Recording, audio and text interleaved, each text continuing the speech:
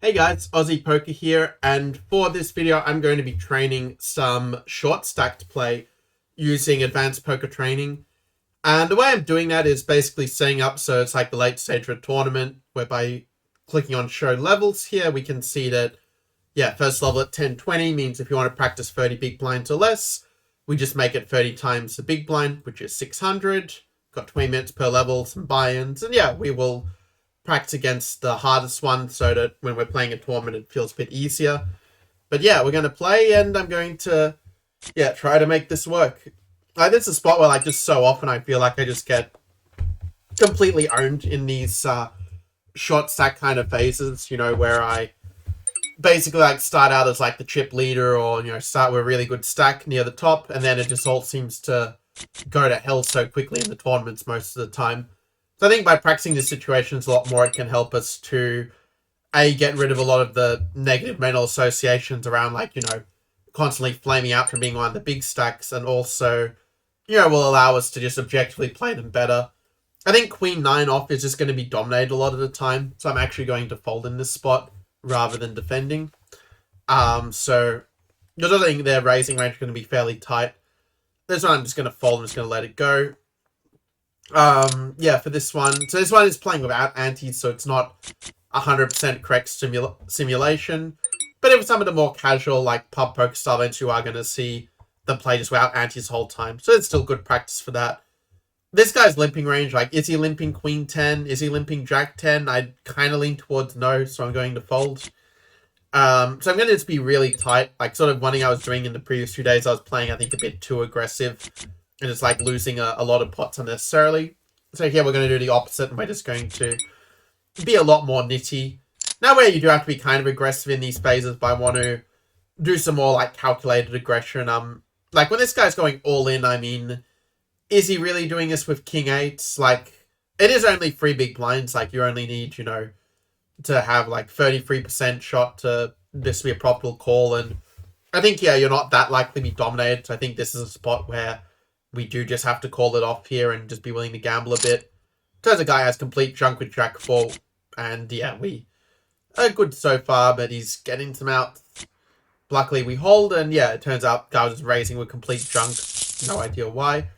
Of course, these are not actual humans, he's just computer opponents, so it's not a perfect simulation by any means, but at least you get some practice, against some imperfect players, let's say. Against a raise this size or a shove, we just fold this one. I'm going to fold this as well.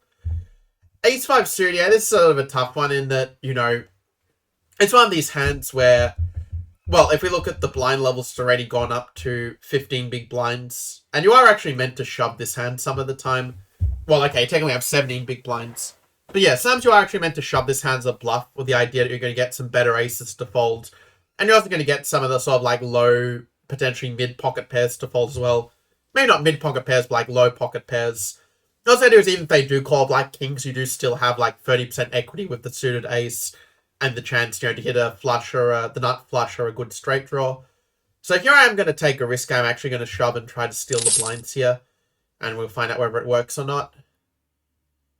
Turns out it does work. We got a very important steal in that one, where it might only seem like 60, but that buys you another orbit, basically, to, in case you go card dead for a while. So it's very important to try to, steal the blinds where you can.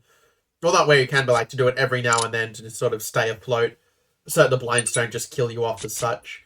Obviously, you're not going to be stealing complete junk, you're going to deal with, decent hands, but King 6 is kind of close. I think probably, it's slightly negative EV to shove, so I am just going to fold. I'm not going to turn to a steal, because that's so often a way you can just lose so many blinds in this just by raising and folding. Raise a fold to a free bet, raise fold to a free bet. And then all of a sudden, you lost 10 big blinds from doing that, 4 times. So that's one reason I'm a bit more nitty sometimes with my raises, where I will often, shove these hands that basically have to fold to a free bet. We'll often like to just shove them instead rather than raise them. And then keep the raises more, for, some hands that kind of flop all right, or, if they call or if they raise, we can still, call and sort of be able to get away quite easily. But, you have to keep in mind when you're short stacked that these hands, how to say, these sort of low pocket pairs, if you have only, 20 big blinds or less, they don't really play out that well, like, as a set mine. If the SPR is, like, less than about 10 to 1 or so, or 12 to 1. So, yeah, this one I think it's just better to shove. And, if they're ahead, then they're ahead and not much we can really do. But we do get some, like, good aces. We get some lower, like, some pocket pairs, like 4s, 5s, 6s to fold when we shove. And this one's kind of an interesting one where we can either just fold or... I don't think we're ever calling because the SPR is no good. You're either folding or you're shoving at this point. This guy is shoving from the low jack. I think one weakness also sometimes with some players, like when they are in these spots, is they're just trying to cash. They're not really trying to win the event. And in order to win, you do have to sort of gamble a little bit. So there is a part of me that wants to shove on the basis that I think we have good fold equity. I think we get some pocket pairs like 3s, 4s, 5s, 6s to fold. So we're going to go for it. We're going to take the risk, and he ends up having pocket 5s. I honestly thought the pocket 5s would fold in that spot, but yeah, we just got very unlucky, I think, in that case. And of course, he just flops a straight. So yeah, that's a really rough break. Honestly, yeah, we probably should just fold the 2s there, but yeah, just the way it went.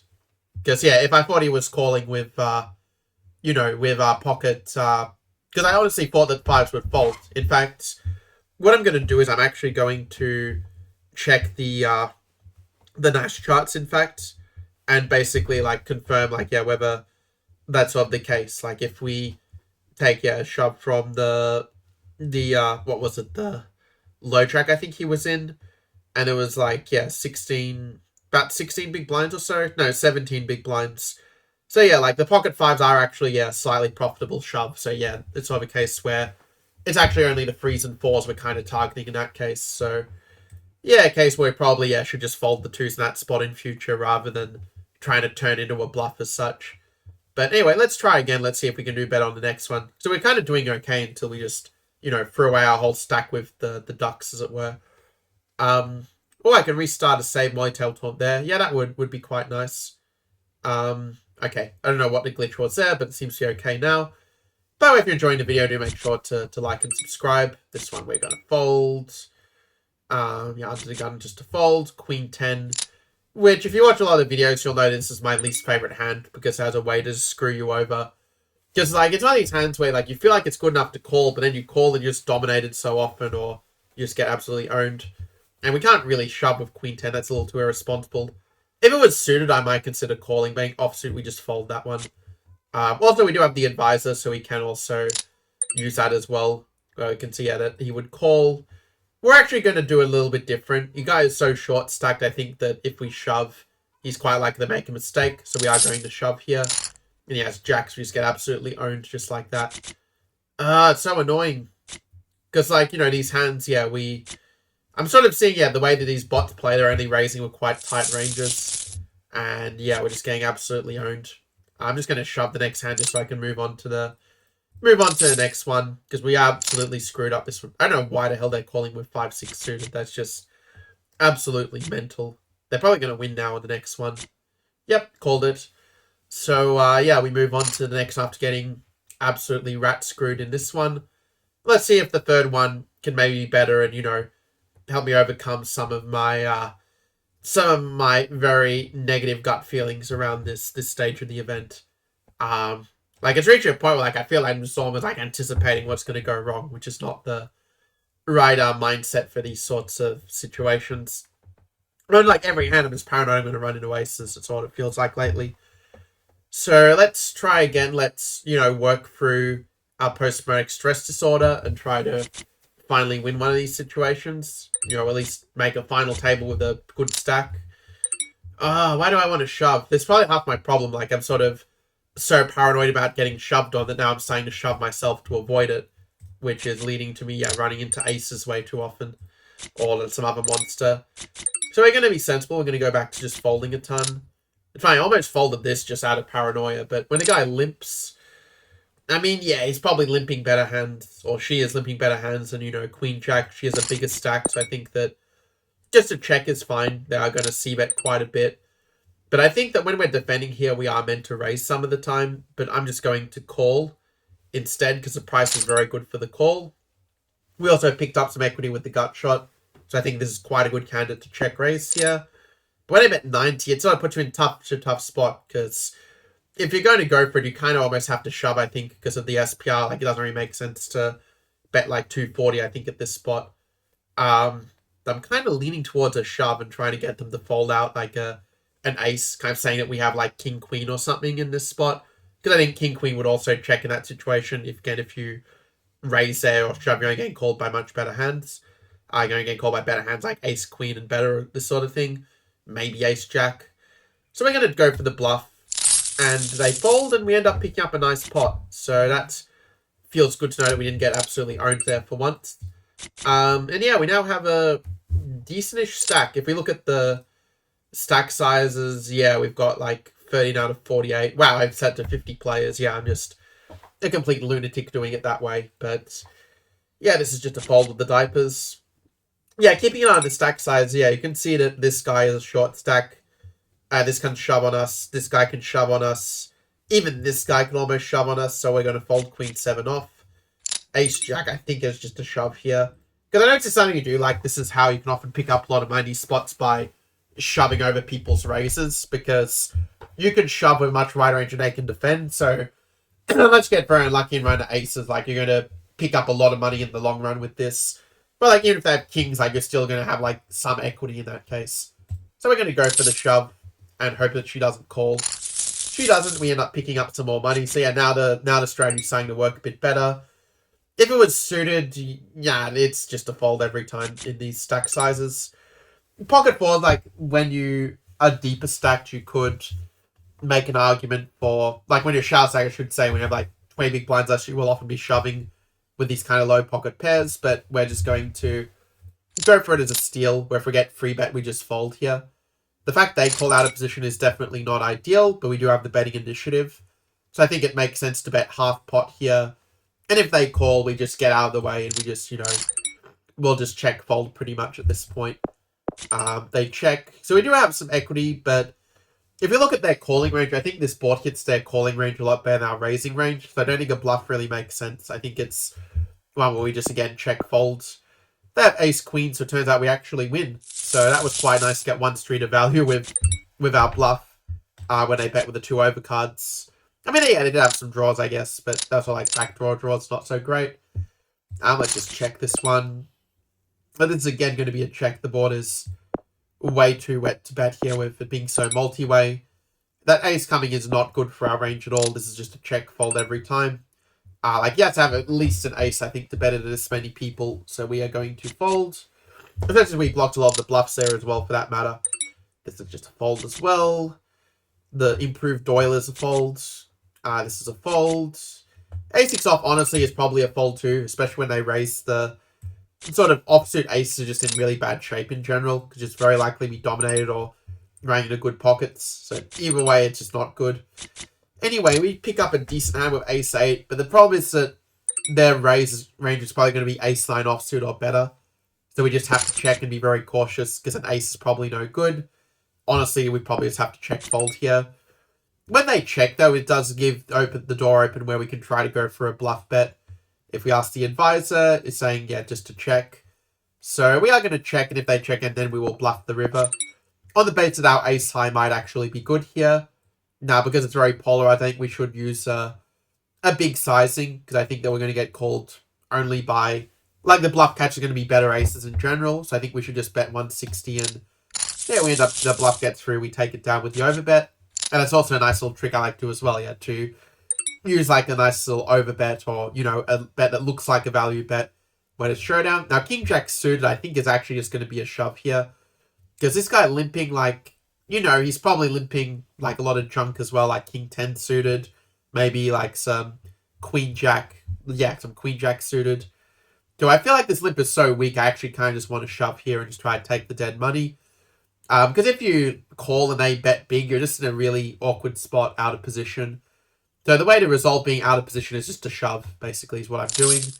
You end up folding, we just took some dead money, we just got 2.5 big blinds, because this guy is limping with all kinds of junk. So that's good for us. Sevens is just going to be a shove. I'm pretty sure. I mean, we're at, 27 big blinds. So pocket seven's definitely into shove territory there. And with the dead money, it just makes it all the more tempting. So we've already managed to build up to being the biggest chip stack here just by basically stealing with these shoves. Whereas if we had just done a small raise, they would have either called us and we have to play a pot, multi-way post flop, which just sucks. Or, they just shove on us and we have to fold, which is even worse. That being said, because we are the biggest stack, it does give us a little more wiggle room where we can try to go for a few more steals. Of course, we get shoved on, which is just absolutely disgusting. In fact, we might have to fold the king jack. So yeah, saying to fold, we're going to do that. Yeah, that really sucks. But, if you fold king jack there, like opposite, you're just folding everything. That's kind of the problem. Like, you have to do something with it. So, anyway. So we get ace queen. That's quite a nice hand. And honestly, if they shove, we're quite happy to call. So we are just going to make it look like a steal with one of our good hands. If they call, like when they shove, we just have to call here. Of course, we run into king's FML. But we hit the ace, they hit the king. Just absolute tragedy. So, yeah, that's what happens. Like, you just get screwed soft. Like, you get two pair and you still lose because the cards just hate you so much. But we are at least getting some good cards, and I think we just have to call this, honestly. King Jack getting suited is, I think, too good to fold at this point. We're just basically flipping at this point. That's why I find, like, these tournaments, I feel like at this stage just comes down to so much to luck. It definitely can be very frustrating, a bit of a bitter pill to swallow, but yeah, we got a full house now, of course. But yeah, this was, but still, I think you just have to kind of embrace the insanity sometimes. Not sure what else you can do. Pocket twos, again, you don't really want to call here. You just don't have the SPR for it. You're basically folding or shoving. And as much as I want to shove, I think I am just going to fold here. Because it would really suck to, like, lose our stack because I have pocket threes or fours, So against this raiser, with the pocket tens, this is just going to be a shove. Yeah, you could do a little bit of an exploit and go for a raise and say, like, if they call, you play a pot in position. But if they 4-bet shove, you're just in a really bad spot with the tens where live, like, they're most going to be shoving, like, jacks or better. So it just really, really sucks. Because you're only basically ahead if they have ace-king. So much better to shove yourself, and make those hands fold. And it pays off because he has pocket nines. So, yeah, and we now have the spade draw that came in. That's quite nice. And yeah, we basically get virtually a double up with our hitting the flush. But that's like a good example. Like, there's just so many coolers. Like, you could very easily have had jacks there, but by showing we were able to get some worse hands like the 9, C8, the ace, king, ace, queen to call us there. Now, the blinds have gone up. It's now 30-60. No antes yet. That's on the next... Actually, it's 2 more levels on this one. Thinking of the APL version. But yeah, this one... I mean, the stacks are so short, I think we just shoved this, honestly. Because we will get some better aces to fold, perhaps, in that spot. And, yeah, I just don't want to play post-flop short stacks. They're just going to shove on me with any 2, like, random cards. Then you have to be right, This one, I just almost was shoving us out of instinct, actually. I mean, I think, yeah, you just shove here. You could raise and then call, but then your problem is you're probably behind with ace-jack offsuit. Better just to shove and... just take the dead money while it's there. Get them to potentially call you maybe with some worse hands like ace-10, ace-9, maybe ace-5 suited. When they limp like this, we're just going to shove again. We're just going to... With a big stack, we can just keep stealing their blinds. It's just beautiful. But then have ace-king, we're flipping. So far, so good. We're probably going to get screwed on the river. No, we don't get screwed on the river. We hit a set instead. Not that we needed to, but we're going to take it. And yeah, that sort of thing, like when the luck does go your way with the flips, yeah, you can just stop and end up being like the chip leader, and then that kind of is a snowball effect, right? Where you're able just like to take their money more and more and more and just keep on building up your stack with the aggression. Like, especially if they're like afraid their tournament life and aren't fighting back, you can, yeah, really take advantage of them that way. So we're just going to be folding the garbage, like just go ahead chip leader. We're not going to be, playing garbage hands. We're still going to play good ranges, but yeah, if it's sort of a marginal spot, we may lean more towards applying the pressure. This one, we're just obviously going to fold. This guy got owned, as we can see. This guy shoves, or she shoves. Which when they realize, actually, yeah, they have... For a second, I thought they had, like, a lot of ladies, like, in the bots, but apparently not. This is a very easy fold, by the way. Ace-10 off, I think... Wow, it's 50-100 already, so... If we kind of like take a moment to pause and just like look at, the stack size, the blind levels, we see that virtually all these stacks now are shove stacks. Like if you raise in this spot, it's like a 50% chance at least, I think, that you get shoved on in response. And then in that case, like ace-10 is just so on the precipice, just so frustrating. Like if you're like having a call a free bet with ace-10 Or it's almost like a 4-bet because this guy sort of limped in the under the gun. And he could be doing it with aces, but we do block aces, so I think that this is just a shove. We just try to take the 2.5 big blinds while they're there. And yeah, they can have a better ace, but we do block it. And we might get some good pockets to fold. So in the end, it kind of works out for us. I would just, continuing just to build that stack. Just build that stack. Don't get any, stupid all-in situations. Just fold when you have the dog crap. So yeah, this guy is now going all in. We fold. We are here and yeah, they go 300. As much as I want to shove and punish the guy, when they raise like this, it's almost always a very good hand in my experience, unless they're just noobs who just are going to fold whenever you shove to them and just give you their big blinds like that. But yeah, we'll give you like their free blinds like that every time. But yeah, that guy, I think he had like aces, kings, queens, or ace king. Those are only 3 common hands I think that he would raise with their old man coffee style. We're going to fold. We're going to fold again. We have 8-7 suited. The suited hands just play very badly. I find like when you're short stack, just not getting the like implied odds really there. Like you're not gonna be able to stack them for a huge amount when you do hit, and it's so rare that you actually do hit. So this one we're just gonna fold and let someone else take the fall instead. When this play goes all in, I think ace 10 is just too good to fold here. But what we can do is if we shove over the top. I mean, this player is a big stack, so it is a risk, but also it's like, do they really want to go all in rating less than like aces, kings, or queens, or ace king? Probably not. That's a very small combination of hands. We do block ace and ace king, so I think that we just have to gamble and just shove here. If we call and they shove, we have to fold, and that really sucks. But if we fold, we're just so exploitable, where they can just shove on us with any 2 cards pretty much. So when you're feeling uncomfortable, that's why I like to just shove, and this guy is playing with complete rubbish here. So we just have to fade a queen or a 7. And we do.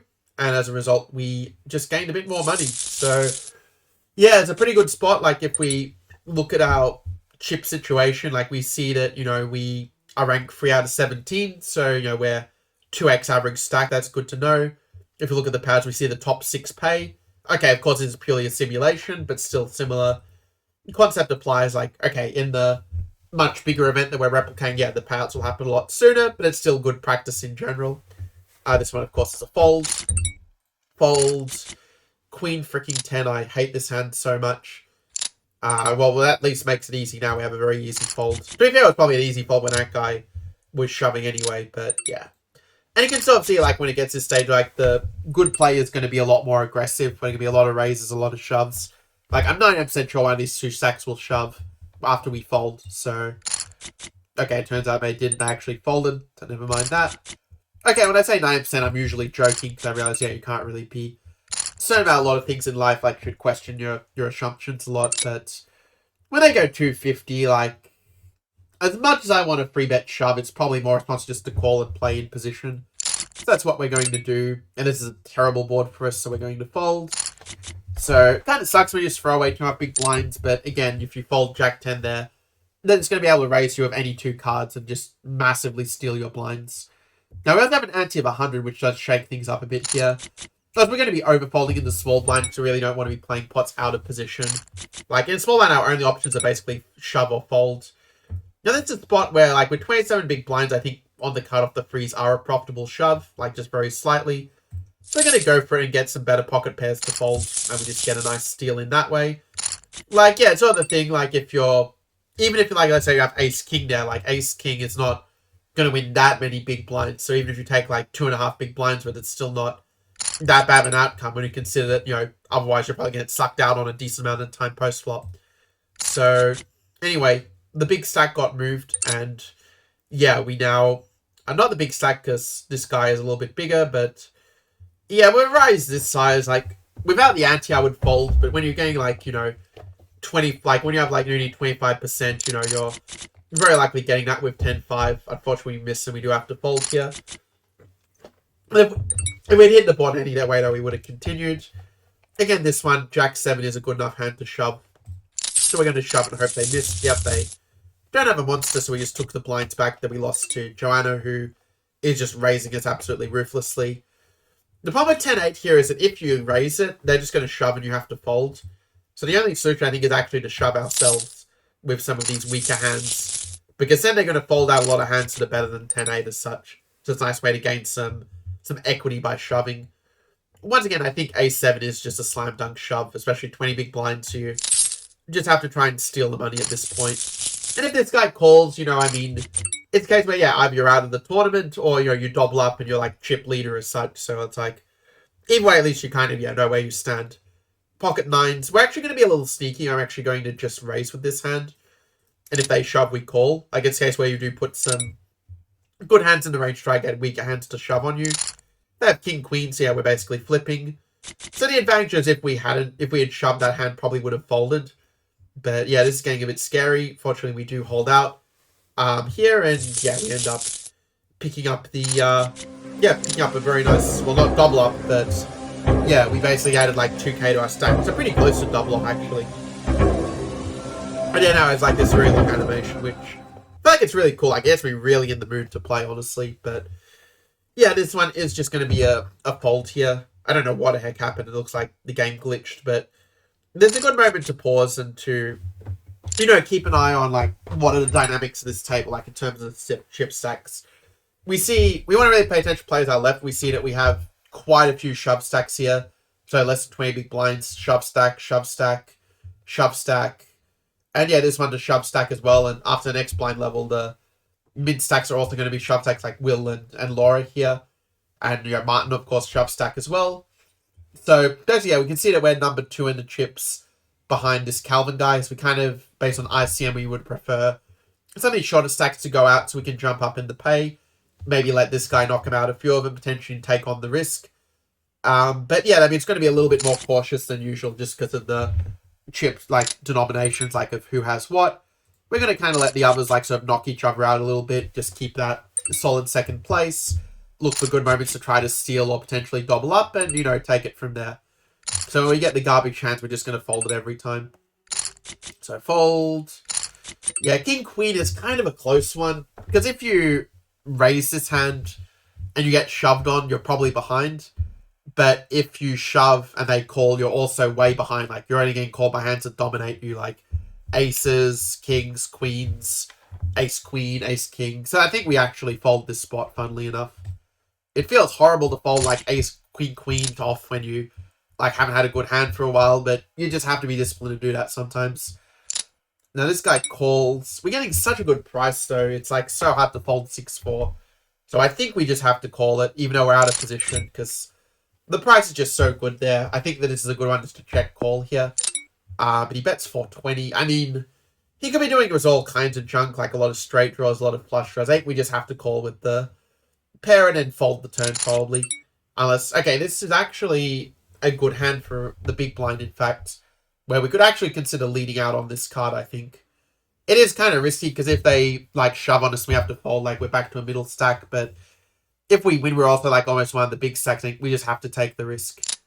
He ends up calling, and, I mean, do we shove here? The problem is he's probably going to call, like, he probably has the 9, but it's such a close spot. Like, you feel like he would shove with a 9, but the draws did miss here. The fact the draws missed made me think that maybe we just shove here. Yeah, let's just shove. Screw it. He calls. Of course, he has pocket 10s. So frustrating. I didn't even think he had a pocket pair. I was like, so stupid not to realize that. I think it's because he bet small. It kind of threw me off, and now I'm like, the short stack. I just like threw away the whole tournament by like, just going in. Like, I should just fold pre-flop and just avoid any of the drama. Instead, I get myself playing a big pot with a garbage hand. Just absolutely criminal to do that. Like, actually, I'm mad at myself for how ridiculously I played. Like, I could just fold every hand. I could be the bubble, make the bubble, like pass the bubble like as second or third in chips and be in a good spot. And instead, I just like completely, blow away the tournament because I think the guy is bluffing. Like, it's just absolutely ridiculous. And now we're in this spot where we probably have to fold, which is disgusting. Man, this is so bad. I'm so mad at myself. Like, I should know better. I should know that they have just a pocket pair there. Like, don't know what the hell I'm thinking. Just absolutely stupid. Okay, let's just shove through it. Yeah, it's 8. Oh, we both have ace-3. That's crazy. Oh, we get the spade draw. I mean, that would turn things around. Yeah, we just got the spade draw. That's some pretty good luck there, honestly. Yeah, so we both had the straight, but I had the flush. Kind of a funny turnout there. Okay, we're still in an absolutely terrible spot. Like, King 9 probably should be a fold, but I'm tempted to kind of go for it kind of as a bluff here. Because, like, we kind of have to build up our stack. Actually, I take that back. It's very stupid to do it because we're on the bubble and this guy's a short stack. This is a short stack. So actually, we should just fold virtually everything until the bubble bursts is the correct way to play it. Except that here, like, our hand is so good, I think we just have to go for it. Because of that way, we're applying pressure as well. Like, we're big call there. Risking their tournament life to make the call when we could just have aces. So we are going to shove here and hope we don't get screwed. But we end up getting the steal. That's definitely quite nice. And yeah, even in spite of, like, throwing away all of our stacks to this guy, we still, by some miracle, still in a not the worst stack spot possible. So it says, yeah, we made the money. Always nice. Yeah, for this one, we're going to shove, by the way. Well, unless this guy raises. You'll have to guess he's raising pocket tens again because FML. Now, yeah, average stack is 5k. We're a bit below that. There are, two shorter stacks. We're third in chips at the moment. So our strategy is basically to fold, wait for a few of the others to get knocked out, and if we get a good hand, to just shove it, basically. This is a fold. Let's wait, see what happens. Yeah, this player shoving means we fold. We fold. We fold. Oh, wow, there's only 4 players. And we are the short stack because of all the chips we lost there. We could have got here, being the probably second or third in chips. But, yeah, all things considered, it could be a lot worse. This is just a fold. This is going to be a fold as well. I hate folding the 10-3. The problem is if we call a 100% raise on us here. I mean, do we have a shove with 10-3? It's like absolutely degenerate, but we are the short stack. So I think we just have to take the risk. And in the end, he folds, so the complete bluff does get through there. But that's the thing, like, once these guys just going to, just shove on you if you fold. I think we just have to shove here because, well, I mean, Queen 9 is like not that likely we dominate. It is suited. So we're just going to shove, and, if we're out, we're out. He has ace-6, yeah, close to a flip. We do get the heart draw. Oh, we have a combo draw, which is not hitting. And by some miracle, we end up hitting and, getting a kind of undeserved sort of pick up there. But, I mean, it was kind of a flip. I think this is just a shove, actually. Where the thing is, like, this guy doesn't really want to call us because he wants to wait for Lucas to get out so he can get a pay jump. Like, if you look at the payouts, you can see that he basically can gain, like, $700 just by, folding every hand here and waiting for the other guy to go out. Also, it's a case where, like, if we are back to the short stack, which sucks, but we do still have a life there. And I think we have to try to, like, get some, steals in order to try to complete with a chip leader if we're going for the first. This guy does fold. We do get the steal through. Yeah, you just have to be very, very aggressive, I find, in the late stage events. We get a lot of aggression like this when several people want to go in the pot. That's usually a sign that you want to get out of the way. Just let them knock each other out, we're going to fold that. Yeah, these guys, you can see, like, they're very strong bots. Like, they're playing super aggressive now. Like, just not giving an inch. Just, raising of all the garbage hands. Just not giving you any easy spot. Like, see this guy shoving over the raise. Like, just absolutely ruthless play that you can see here. And this makes things very interesting, actually. Because, now this guy... Yeah, he's still the chip leader. But now this guy's, like, nearly as big a stack as me. So this really makes things very spicy. And, this guy's just raising any 2 cards. You can sort of tell. But the problem is that, like, if we shove and this guy calls, we have to fold. Like, if this guy shoves, we get knocked out. Like, we're just kind of throwing money away. But, this is a very rough spot. Like, this guy now free betting. Like, do we 4-bet with King 8 suited? Like, you have at times it's a bluff sometimes. The problem is this guy's just going to probably call and just kill us. So, we might have to fold just based on the ICM and hope again that, these guys knocked each other out. But, now we have a new chip leader, Mr.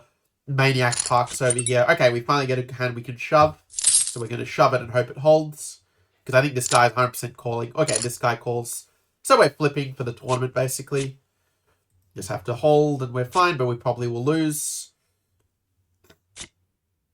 Phew, we made it. I can't believe we actually held against Ace-King suited. Because normally late in Tom, I just lose those flips slightly. But somehow we got away with it. Yeah, this guy shoves. I mean... but if we shove, I think we're only getting called by worse. I think we just have to fold there. And let them again knock each other out. Now we're in a nice spot of being the chip leader, but these guys are still piling the aggression. Like, just every hand raise, every hand raise. Like, they're probably raising, like, 7-2 offsuit at this point. So it makes me want to shove, like, just, show him who's boss. But 8-6, honestly, the suited gapper is just a fold here, I think. Weird, my note's been running a lot lately today, and I don't really know why. But anyway, we fold this. Oh, hang on. Thought the thing glitched for a minute. Okay, it's back. Fold. I mean, this end you're pretty much just following Nash charts. Like, when this guy shoves, you just have to call. And yeah, it's Jack 4, just complete garbage as we expected. Now the garbage is the favorite. FML. Yeah, he ends up getting, like, well, not a straight flush, but, a straight and a flush. I mean, one of them would have done the job, but yeah, it's kind of funny in retrospect. Fortunately, we didn't lose that much money. This one's just a fold. And if you call and they shove, you just have to fold anyway. Just no point throwing the money away, So now we're actually all pretty close. The three of us are pretty close in stacks. Actually, all four of us are pretty close now. Wow. So, it's so intense, so intense. Yeah, this guy's going to raise, and now we're like... The problem is if we fold, we're getting so exploited, but if we call, we're out of position and going to under-realize our equity. But these guys are calling with such junk, I think I actually have to call, because they're getting too good of a price. And we hit top pair, do we just shove here? I mean, we're so short stacked, like, the problem is if we shove, we're probably getting called by better hands, and we are blocking the... I was like, is this guy going to screw me again post-flop? I just have a feeling he will. Okay, we're going to call. We're just going to call. He's going to bet again. Freaking hell, this is driving me nuts. Like, how do I fold top pair here? Like, I know my kicker is terrible, but, like, he only called the raise as well from that guy, so his range is probably quite weak too. You know what, let's just turn it into a semi-bluff and just shove. And if he has it, he has it. Oh, wow, he has Jack 10. Yeah, I had a feeling he might be overvaluing some garbage hand, so that's kind of why I went for the shove, because I just had a feeling that since we have a king, he's less like have a king, and he's probably overvaluing some, like, weaker pair, or, that he has, like, just some flush draw or straight draw. That's kind of what I was sort of putting him on there. He has a lot more bluffs, let's say, than hands of his that beat us in that spot, the value hands. We're just going to get out of the way here. I'm not going to get involved with queen 4 off. But this one here, I think, ooh, this one got kind of interesting, yeah, because, yeah, we actually are more chips than everyone else combined. Can't believe that we might actually win a hand, or, like, win a 20 on the video. Because normally I do the video, I get absolutely owned, and then I, do it not on video and do really well. Okay, this is just a shove here, screw it. I'm just going to keep stealing from these guys. Like we're Robin Hood. Yeah, we go for a shove, screw it. Now this point I'm just like, past it, like let's just play, whatever happens, happens. We do hit our set. They have outs with the 5, which fortunately they miss. So yeah, we just managed to knock out a guy. Now we're heads up. Now heads up, this part I actually do like, because I actually have practiced heads up a bit. I know a little bit about how to play it. So this, I don't say I'm an expert, but at least I have some idea. This one actually, I think we could even consider like shoving as sort of a bluff in a way. The risk with that is that they might call some hands that dominate us, but I think that when they limp, it's normally going to be something weak, so we're just going to shove, and we just steal his money. Because otherwise, if you're playing a pot out of position, it just really sucks. This, of course, is a fold, even with anti. Okay, this guy shoves. So we have 10-9, and this is kind of like a good spot, actually, to kind of check to see, like, whether, like, it would be a call or a fold on the Nash chart, just for, like, our training. So yeah, 10-9 offset, like, I was thinking it was pretty basically a bit more likely to be a call. So this one, yeah, we do have to just call it off. And we're basically like flipping. But he does have a suited hand, which helps him a lot though. We do pick up the open ender, which is kind of missing, which sucks. And by some fluke, we managed to hit the straight and win. So, yeah, I can't believe it. No, I didn't hear the sound. I'm so worried the sound is copywritten and I might get like a strike or something. But you know what? Still, we're watching the channel anyway, so let's just enjoy the moment. We won a short stack. We won in a short stack stage. I actually can't believe it. Like, I know many times I got, pissed on, shat on, like, just the whole lot. Like, getting, like, beaten the shit out of me in these events. And now I actually managed to win it. I can't believe it. Wow. Yeah, we did get very lucky. Like, we were sort of winning a lot of all-ins, which normally isn't happening for me. But, yeah, somehow it just worked out. Wow. I can almost feel as good if I actually had won the money. That's the funny part. Like, that's the level of psychological blocker that I felt with these short stack stages, and just being able to practice it until you win it. It just really helps so much for working through it and to realize that, I'm doing the right things. I'm just because it didn't work the last 10 times doesn't mean you played it badly. Just, trust the process, keep making good decisions, and eventually you'll get rewarded for it in the long term. So yeah, really happy I could end this video on an inspiring note. Well, certainly inspiring for me. I feel this massive weight has just been lifted off my shoulders by winning this simulation, because it just makes me realize, that the runs of bad luck of getting screwed, it's just a temporary thing. It's just the variance. It's not going to happen forever. It does come to an end, and it's ended now. Now we are ready to move forward in these short stack stages with great confidence, and just feeling, that we're just going to play our best poker and just accept whatever happens and not get emotionally hung up about the results, whatever they may be. So yeah, that's all for this video. I hope that you enjoyed it, and I will see you in the next one.